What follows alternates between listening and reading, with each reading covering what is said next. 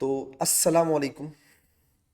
बेटा, हमने अपनी लास्ट क्लास में इंथैल्पी चेंज ऑफ एटोमाइजेशन तक किया था।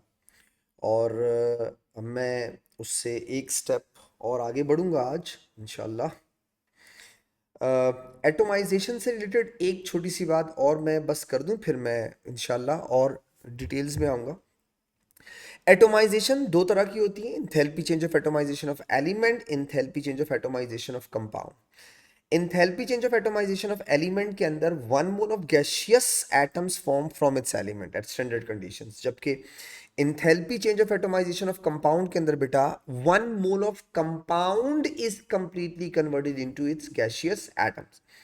अच्छा, एटोमाइजेशन से रिलेटेड कभी कभी आपसे एक सवाल पूछता है, उसको जरा समझ लीजिएगा।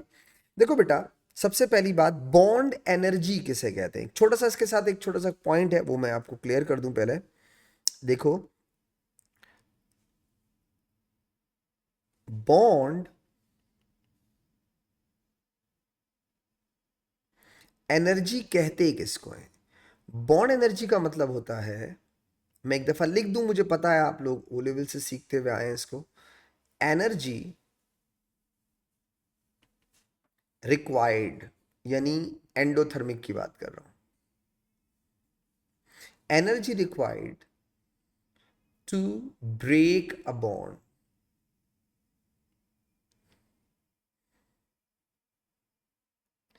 Energy required to break a bond, और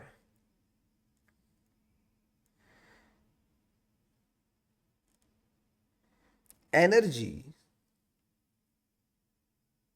रिलीज्ड, यानी एक्सोथर्मिक की बात कर रहा हूं बेटा, when a bond is formed. When a bond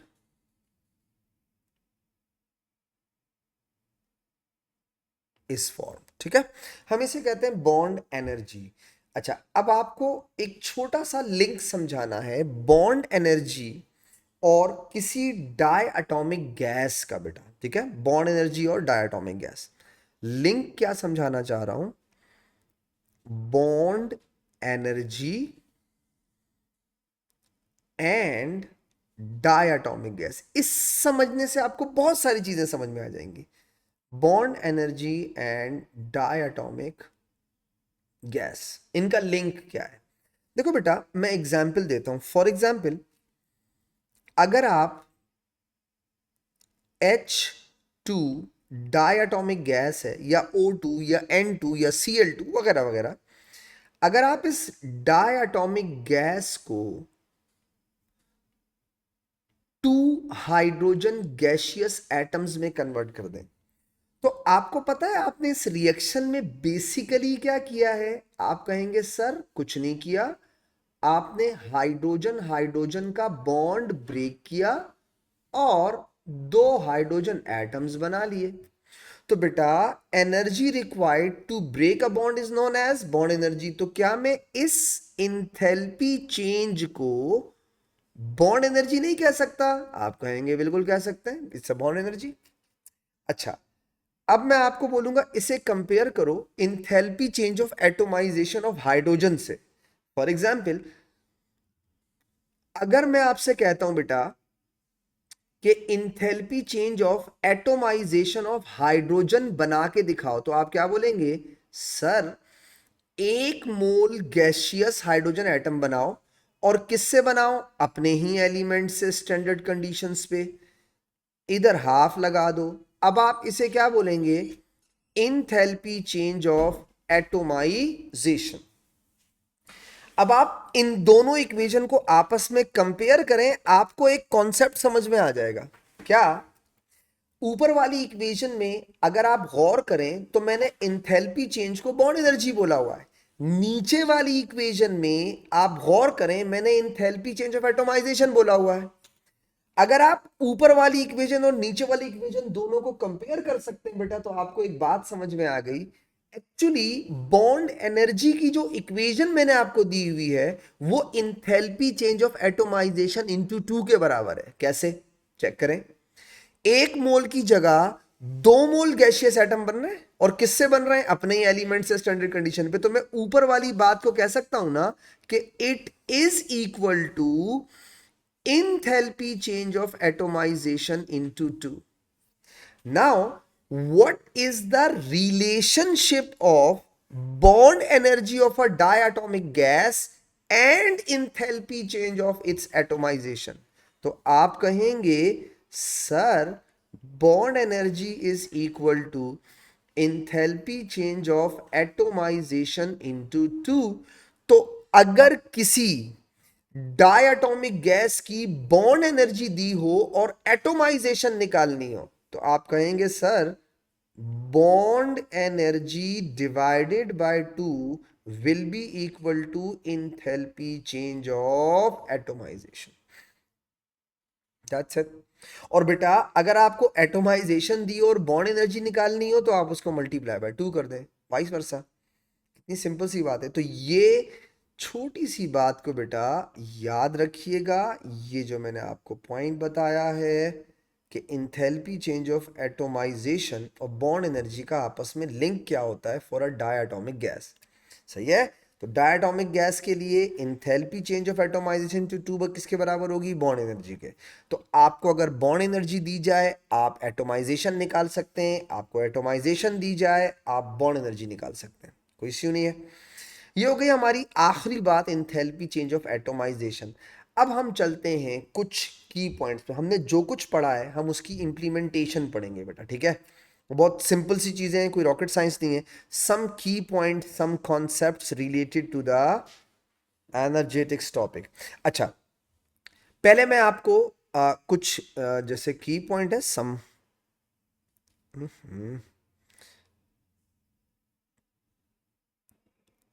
some concepts, छोटे छोटे कॉन्सेप्ट्स हैं, आपको समझाऊंगा इंशाल्लाह, बात समझ में आ जाएगी आपको। सम कॉन्सेप्ट्स जैसे स्टार्ट करता हूं एक्सो और एंडोथर्मिक से, ठीक है। सुकून के साथ चीज़ों को रिपीट करूंगा, फिर आगे लेके बढ़ूंगा, एक एक करके इंशाल्लाह चीज़ें समझाऊंगा मैं आपको। सबसे पहले बेटा कुछ बेसिक चीज़ें जो रिवाइज भी हो जाएंगी आपको अगर भूल गए हो तो, और इंशाल्लाह वापस से चीज़ें, और यहाँ पे भी बड़ी हेल्प मिलेगी आपको उसके अंदर। तो रिएक्शंस दो तरह के होते हैं, ठीक है। रिएक्शन दो तरह के होते हैं। एक को आप कहते हैं एक्सो, ठीक है, ये एनर्जेटिक्स में बेसिक चीज है बेटा, आप ओ लेवल से पढ़ते हुए आ रहे हैं। और एक को कहते हैं एंडोथर्मिक। बेटा आप एक्सो किसे कहते हैं? Heat is given out, heat is given out. और एंडो किसे कहते हैं? Heat is taken in.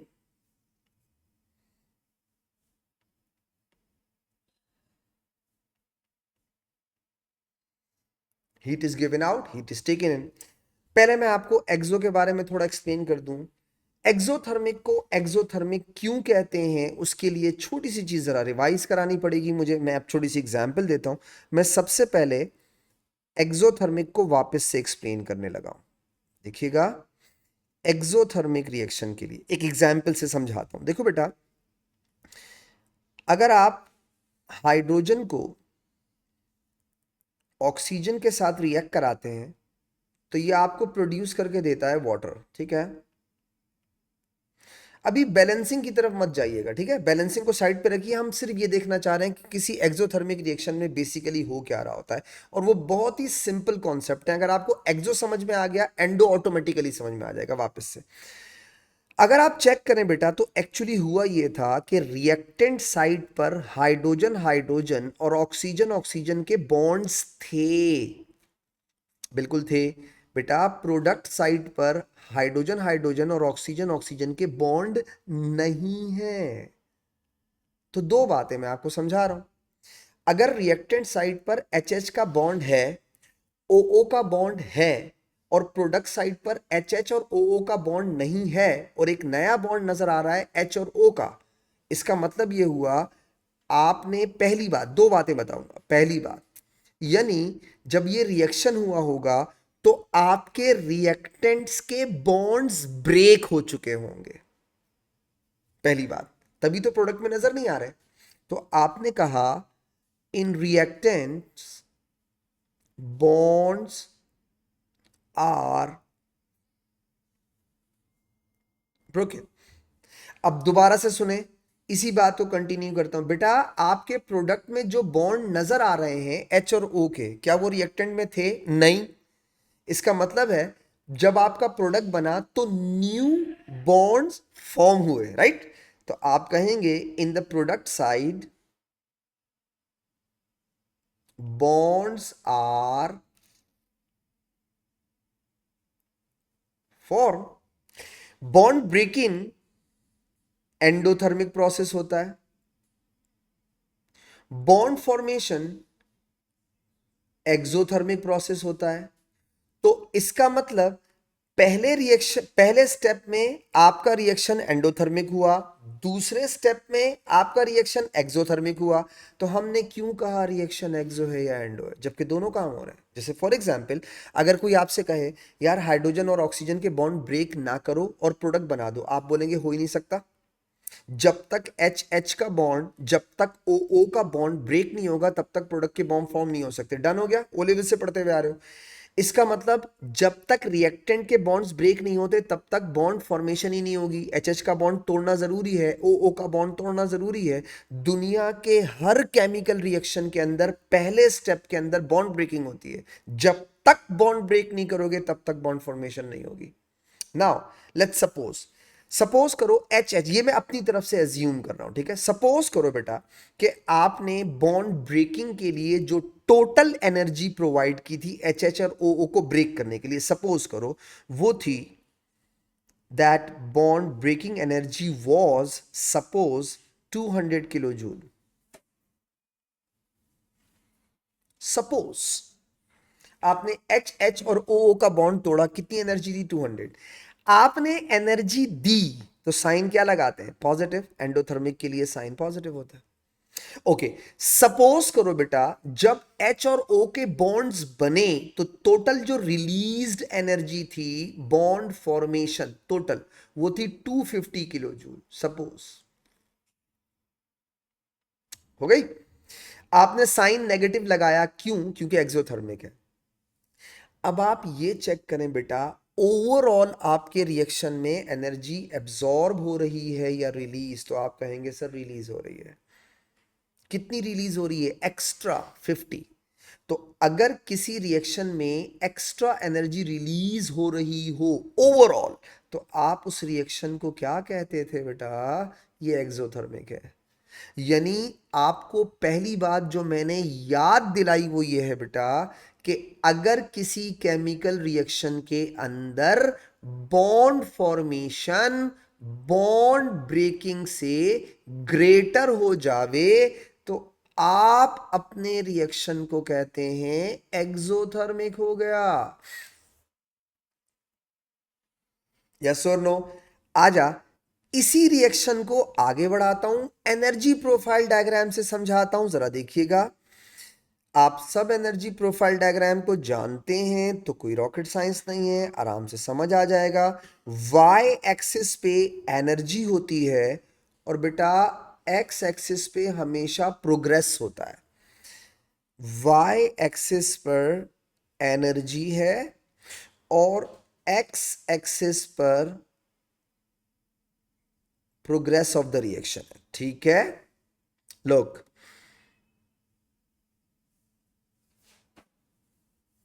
ये हो गया आपका, बल्कि मैं थोड़ा और आगे ले जाऊं, ये आपका हो गया हाइड्रोजन ऑक्सीजन, ठीक है?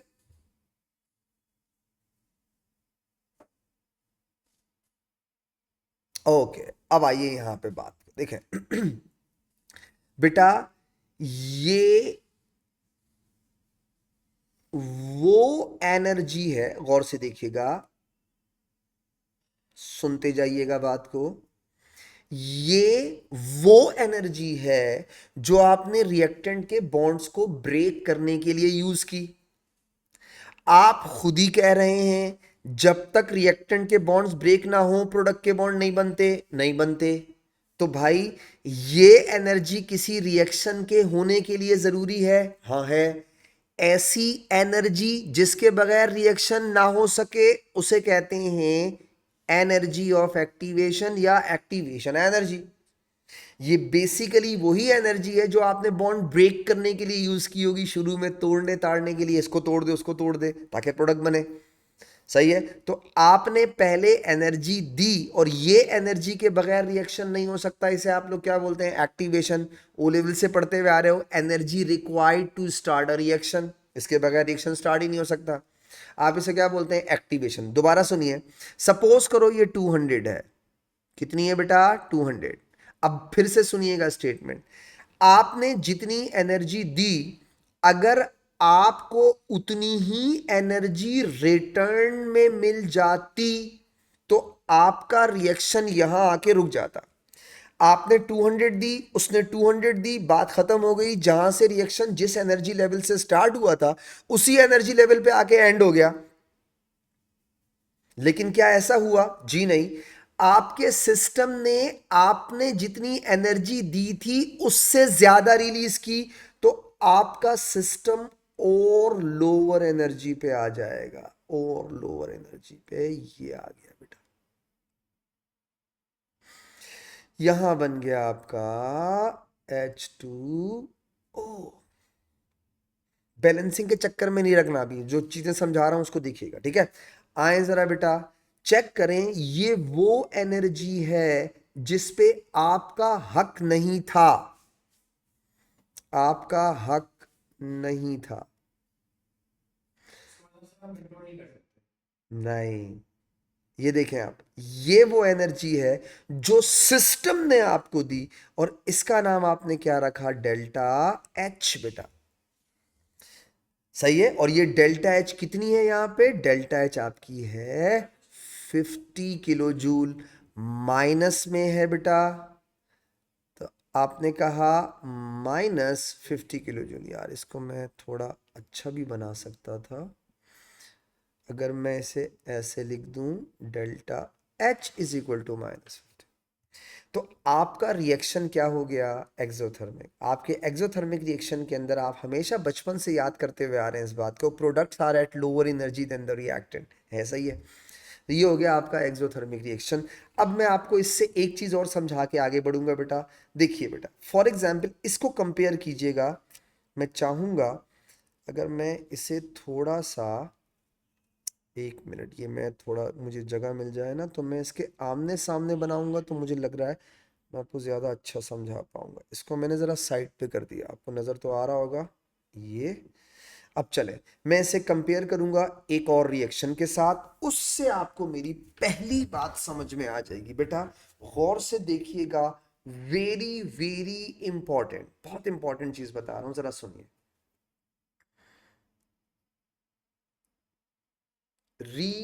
Reversible exothermic reaction.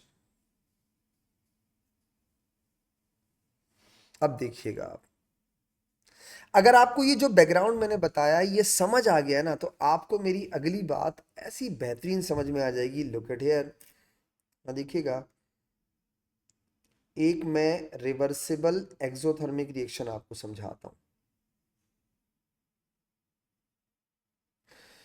अरे हाय, इसको मैं थोड़ा छोटा कर दूं। यार ये इसमें आ नहीं रहा, मुझे लग रहा है मुझे नीचे ही समझाना पड़, चलो मैं इसको नीचे समझा देता हूँ, ठीक है।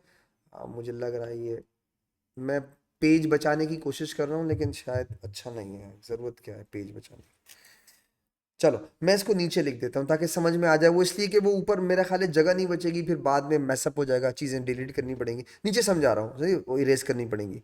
तो मैं लिख रहा हूँ रिवर्सिबल एक्सोथर्मिक रिएक्शन। अब देखिएगा, रिवर्सिबल एक्सोथर्मिक, जैसे फॉर एग्जाम्पल आप लोगों ने चूंकि ओ लेवल्स में कॉन्टैक्ट और हैबर प्रोसेस पढ़े, मैं आपको उसी की एग्जाम्पल दे देता हूँ। जैसे फॉर एग्जाम्पल बेटा, 3H2 + N2, मैंने आपको शुरू में कहा, आपको एक्सो का कॉन्सेप्ट समझ में आ गया ना, बिलीव मी बेटा, आपको ऑटोमेटिकली एंडोथर्मिक समझ में आ जाएगा। ये देखिएगा 2NH3 और साथ में मैंने लिखा हीट, ठीक है। यहां देखिएगा मैं आपको इस रिएक्शन, देखो फॉरवर्ड रिएक्शन क्या है, एक्सोथर्मिक है।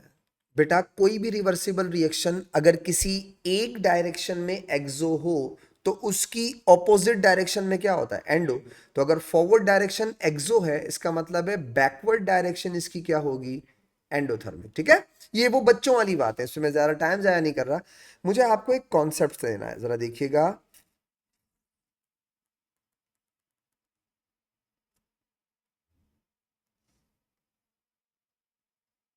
मैं आपके सामने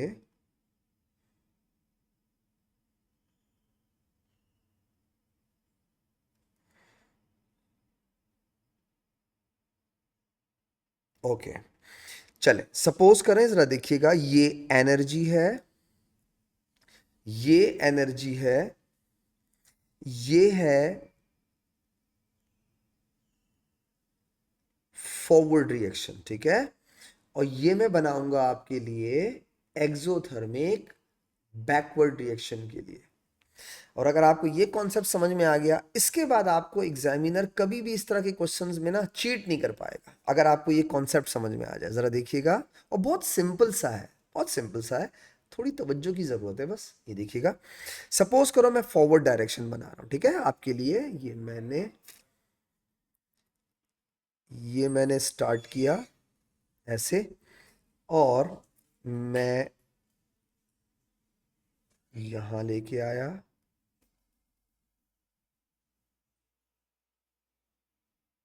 ओके, और ये मैंने प्रोडक्ट बना दिया, ठीक है। अब जरा देखिए, मैं इसमें लेबलिंग कर रहा हूं, मैंने इसे लिखा 3, मैंने लिखा 3H2 + N2 2NH3। काश जो मैं आपको समझाना चाह रहा हूं वो आपको समझ आ जाए। ये देखिए बेटा, लुक एट हियर, यहां देखिए, ये हो गई आपकी एनर्जी ऑफ एक्टिवेशन, और ये आपका कहलाएगा इंथैल्पी चेंज। ओके डन, हो गया। अब देखिएगा बेटा, बैकवर्ड रिएक्शन क्या होगा, एंडोथर्मिक। ये देखिए, मैं यहीं से शुरू करूंगा ताकि बात समझ में आ जाए। ये इधर से, ठीक है। यहां देखिए, सपोज करो, ये देखिएगा,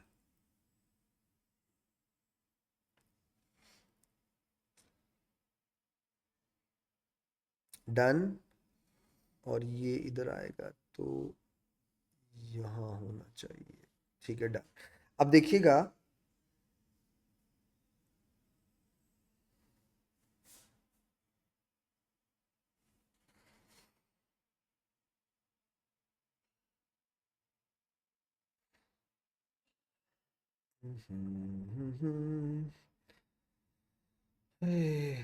थोड़ा और ऊपर करूं तो शायद सही बने। ओके, तकरीबन सही है। Now this one, look at here बेटा, अब देखिएगा मैंने क्या किया, मैंने लिखा 2NH3, यहां लिखा 3H2 + N2, ठीक है। अगर आप थोड़ी तवज्जो से सुन लेना मेरी बात, तो आपको एक बहुत अच्छी चीज सीखने को मिलेगी। इसे क्या बोलोगे, एक्टिवेशन एनर्जी, डन। और इसे क्या बोलोगे, अबे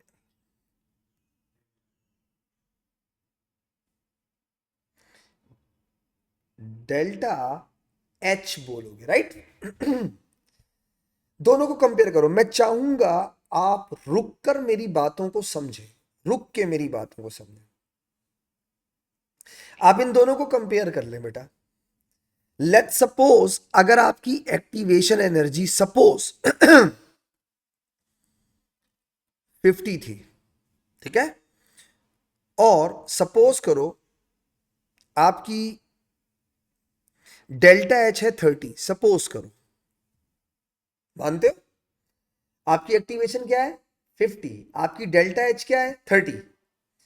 अब आप जरा बता सकते हो what is activation energy in the backward direction? आमने सामने लिखे हुए बेटा, एक्टिवेशन। हेलो, कितनी हुई? Very good, excellent. आपने एक फिनोमिना नोट किया, पता नहीं किया नहीं किया। आपके स्टेटमेंट सुनिएगा मेरे गौर से। आपके किसी एक्सोथर्मिक रिवर्सिबल रिएक्शन के अंदर आपके बैकवर्ड डायरेक्शन की एक्टिवेशन एनर्जी फॉरवर्ड डायरेक्शन से ज्यादा होती है, और वो कितनी होती है? Sum of activation and enthalpy change के बराबर होती है। यस और नो? समझ आ रही है? एक और चीज नोट करें, बता सकते हो आपका डेल्टा एच अभी भी कितना है 30। बस फर्क क्या है? फर्क ये है कि एक्सोथर्मिक है तो माइनस का साइन, और एंडोथर्मिक है तो प्लस का साइन। यानी बैकवर्ड और फॉरवर्ड डायरेक्शन में इंथैल्पी चेंज का फर्क नहीं आता, बट एक्टिवेशन एनर्जी का फर्क आता है। एक फॉरवर्ड में -30 और बैकवर्ड में +30। तो आपने दो बातें क्या सीखी मेरे इस रिवर्सिबल एक्सो से? मैंने कहा ना, मैं आपको सिर्फ एक्सोथर्मिक डिटेल से पढ़ा रहा हूं, एंडोथर्मिक ऑटोमेटिकली समझ में आ जाएगा आपको। तो मैंने आपको दो बातें क्या बताई बेटा? पहली बात ये आपको बताई कि in exo reversible activation energy of BR का मतलब backward reaction. In exothermic reversible reaction, activation energy of backward reaction is greater than activation energy of forward reaction. FR का मतलब फॉरवर्ड रिएक्शन। ये एक्सोथर्मिक रिवर्सिबल की बात बता रहा हूं।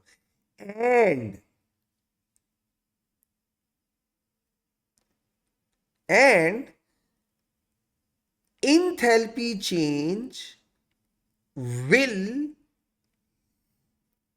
remain same but opposite sign।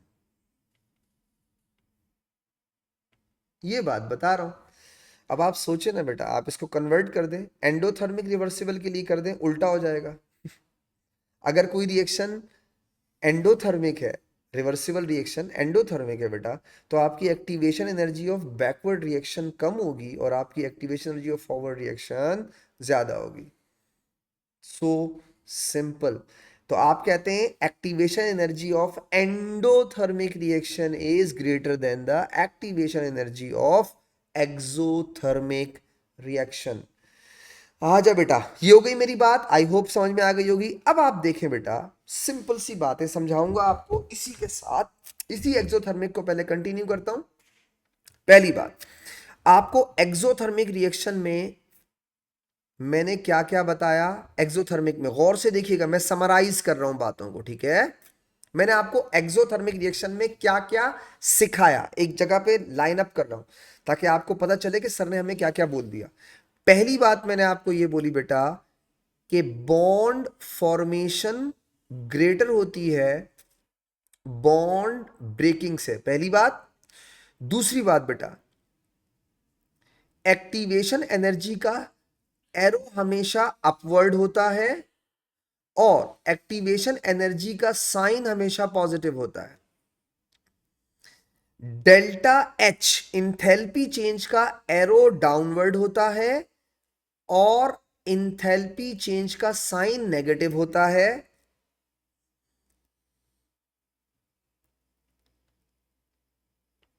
Reversible अगर एक्सोथर्मिक हो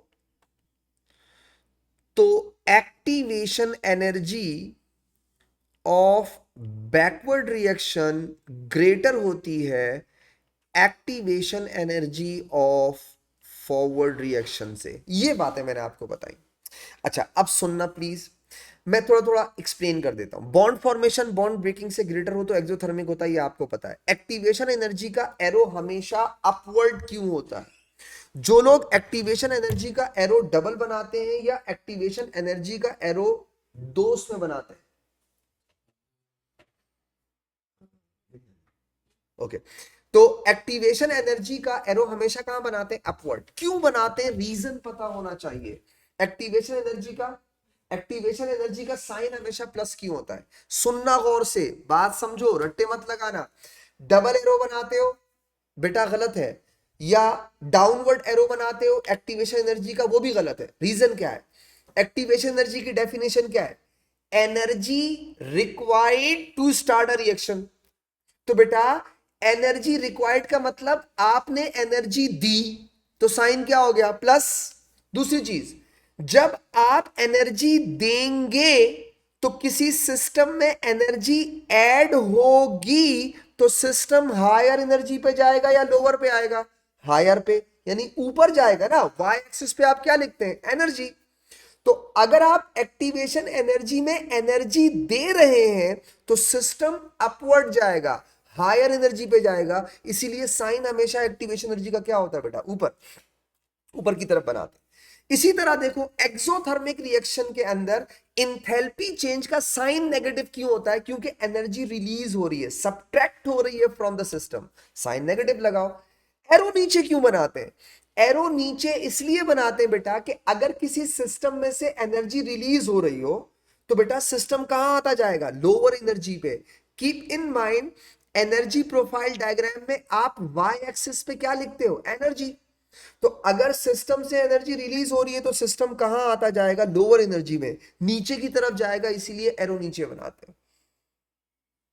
सही है? तो जब आप लोग इन छोटी छोटी बातों का ख्याल रखते हैं तो आपको बात समझ में आती है। एक्सोथर्मिक रिएक्शन रिवर्सिबल हो तो bond breaking, activation energy of bond, activation energy of backward reaction हमेशा ज्यादा होती है एक्टिवेशन ऑफ फॉरवर्ड रिएक्शन। ये हो गया एक्सोथर्मिक के लिए। बेटा बताओ ना, अगर कोई रिएक्शन एंडोथर्मिक होगा तो यही वाली कंडीशंस क्या हो जाएंगी? That's it, opposite, exactly opposite होंगी एक दूसरे के। सुने, यानी पहली बात जो आपको पता होनी चाहिए उसके लिए वो ये है कि बॉन्ड फॉर्मेशन लेस देन हो जाएगी बॉन्ड ब्रेकिंग से जब कोई रिएक्शन एंडोथर्मिक होता है। दूसरी, ये तो ओलिविस वाली बात है, सही है। एक्टिवेशन एनर्जी का साइन अपवर्ड ही रहता है। एक चीज समझ में आई? हमेशा अपवर्ड ही होता है, क्योंकि एक्टिवेशन की डेफिनेशन क्या है? एंडो हो एक्सो हो, energy required to start a reaction, upward होगा। साइन हमेशा क्या होगा? पॉजिटिव होगा। इसी तरह एंडोथर्मिक रिएक्शन में इंथैल्पी चेंज का एरो अपवर्ड होता है। अब तो आप खुद गेस कर सकते हैं क्यों बेटा। इसलिए अपवर्ड होता है कि उसमें एनर्जी रिलीज हुई थी तो सिस्टम लोअर एनर्जी पे आ रहा है। इसमें आपकी तरफ से एनर्जी ऐड हो रही है। एंडोथर्मिक में क्या होता है? आपने जो एनर्जी दी उससे कम रिलीज हुई, यानी आपकी तरफ से एक्स्ट्रा एनर्जी सिस्टम में ऐड हो गई। तो अगर सिस्टम में एनर्जी ऐड होगी तो सिस्टम कहां चला जाएगा? अपवर्ड, ज्यादा एनर्जी पे। और साइन क्या होगा? पॉजिटिव होगा। आखिरी बात बेटा, last not least, reversible endothermic reaction अगर हो जाए, रिवर्सिबल हो और एंडोथर्मिक हो, तो बेटा activation energy of backward reaction will be less than the activation energy of forward reaction. तो मैंने आपको पहला की पॉइंट समझाया, यानी पहला कॉन्सेप्ट समझाया एक्सो एंडोथर्मिक का, उनके साइंस का, और रिवर्सिबल एक्सो एंडोथर्मिक में क्या होता है वो समझाया। एक बात, एक स्टेप हम इंशाल्लाह और आगे बढ़ सकते हैं, जरा सुनिएगा। देखो बेटा, अगर कोई रिएक्शन एक्सोथर्मिक है, गौर से सुनिएगा, दूसरी बात बता रहा हूं, ये मेरी सेकंड बात है। अगर कोई रिएक्शन एक्सोथर्मिक है तो एक्सोथर्मिक रिएक्शन के दो क्राइटेरियाज होते हैं, तीसरा कोई क्राइटेरिया ही नहीं होता, बस दो ही होते हैं। जैसे फॉर एग्जाम्पल मुझे कोई बोले यार बात सुन, मैंने देखा एक एक्सोथर्मिक रिएक्शन था, तो अगर एक्सोथर्मिक रिएक्शन था तो दो में से कोई एक चीज इंप्लीमेंट हो रही होगी। कैसे? सुनना बात को, अभी आपको इंशाल्लाह पूरी बात सुन। नंबर वन, आप उसे कहें अच्छा तुमने एक्सोथर्मिक रिएक्शन देखा, इसका मतलब, पहला मतलब क्या हुआ? फर्स्ट, इसका मतलब bond formation was greater than the bond breaking, ये मतलब हुआ। तवज्जो देना बेटा। अगर वो आपसे कहता है नहीं रिएक्शन एक्सोथर्मिक था, मगर जो आपने लिखा है ऐसा नहीं था, उसमें बॉन्ड फॉर्मेशन बॉन्ड ब्रेकिंग से ग्रेटर नहीं थी, लेकिन वो एक्सोथर्मिक था, इसका मतलब एक और क्राइटेरिया रह गया, तीसरा कोई क्राइटेरिया ही नहीं है। और बेटा दूसरा क्राइटेरिया फॉर एक्सोथर्मिक क्या रह जाता है? Only bonds are formed। इसका मतलब उस रिएक्शन में सिर्फ क्या हो रहा है? बॉन्ड फॉर्मेशन हो रही है। काश तुम मुझे इस सवाल का जवाब दे दो। लुक एट हियर, यहां गौर से देखिएगा। सपोज करो बेटा दो हाइड्रोजन के एटम्स थे, ओके थे, उन्होंने बना लिया H2 का मॉलिक्यूल, बना लिया। बगैर किसी डेटा के मैं इस रिएक्शन की शक्ल देखकर कैसे बता सकता हूं ये एक्सोथर्मिक है? इसमें सिर्फ और सिर्फ क्या हो रहा है? फॉर्मेशन हो रही है। जरूरत ही नहीं है, नहीं हमें जरूरत ही नहीं है किसी चीज को देखने की, किसी डेटा की। शक्ल से पता चल रहा है ये एक्सोथर्मिक है। क्यों है? इसके अंदर सिर्फ और सिर्फ क्या हो रहा है? Bond formation. तो किसी एक्सोथर्मिक को एक्सोथर्मिक होने के लिए दो क्राइटेरिया है। कोई भी तुम्हें बोले ना यार मैंने देखा एक रिएक्शन एक्सोथर्मिक था, इसका मतलब दो में से कोई एक चीज हो रही होगी। क्या? Bond formation is greater than the bond breaking. वो कहता है ऐसा नहीं है, इसका मतलब ये हुआ सिर्फ बॉन्ड फॉर्मेशन हो रही है, दैट्स इट। सेम इसी के ऑपोजिट है। अगर तुमसे कोई कहे बेटा कि मैंने एक एंडोथर्मिक रिएक्शन देखा, तो आपके दिमाग में दो बातें आनी चाहिए, बहुत simple C.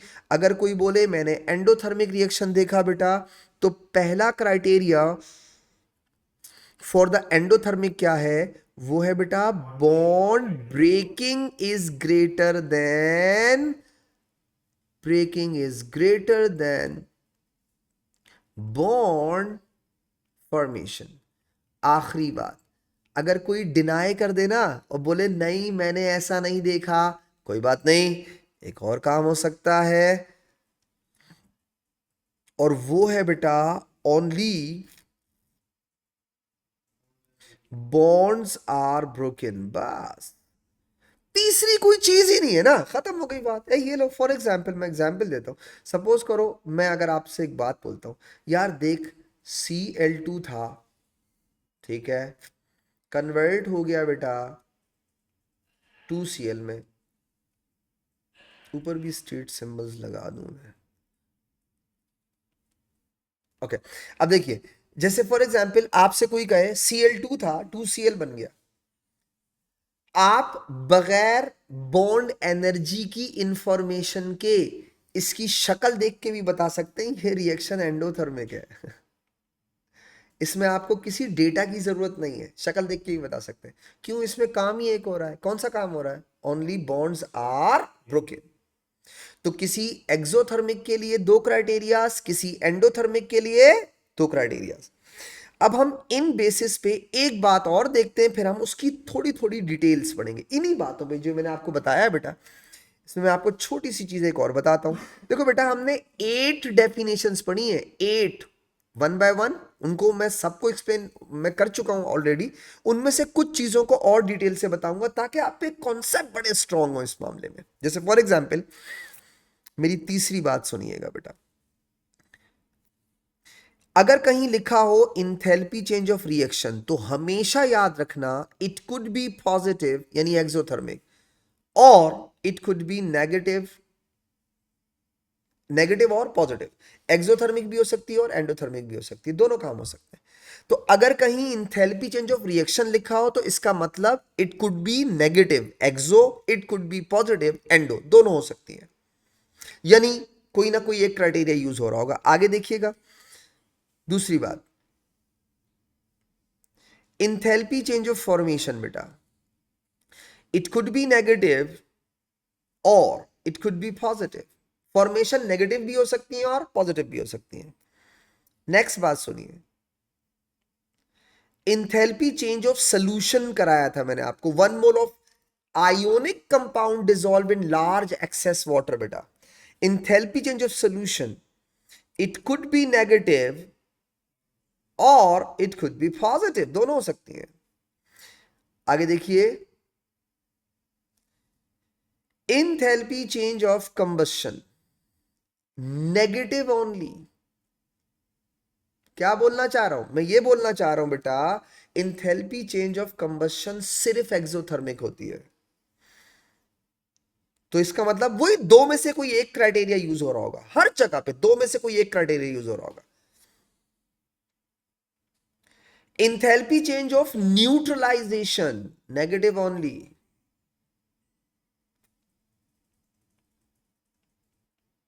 Enthalpy change of lattice negative only. Enthalpy change of hydration negative only. समझ आ रहा है? हाँ भाई, आगे देख, the last one, enthalpy change of atomization positive only. अब आप देखें, मैंने आपको 8 डेफिनेशंस कराई थी, 8। तो बेटा उन 8 डेफिनेशंस में से 3 डेफिनेशंस को मैं क्या कह रहा हूं, they are negative and positive both.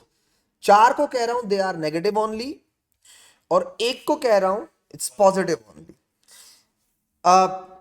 हम इन सबको तो नहीं पढ़ेंगे, लेकिन जो ऊपर मैंने आपको क्राइटेरियाज बताए, bond formation greater than the bond breaking, या bond breaking is greater than the bond formation, और ओनली बॉन्ड्स आर ब्रोकन या ओनली बॉन्ड्स आर फॉर्म, ये वाली बातें मैं आपको इंप्लीमेंट करके बताऊंगा इनमें। और ज्यादा नहीं, हम अगर डिस्कस कर लें कुछ इनमें से कुछ सम, जैसे फॉर एग्जांपल ये डिस्कस कर सकते हैं हम लोग, और ये दोनों डिस्कस कर सकते हैं।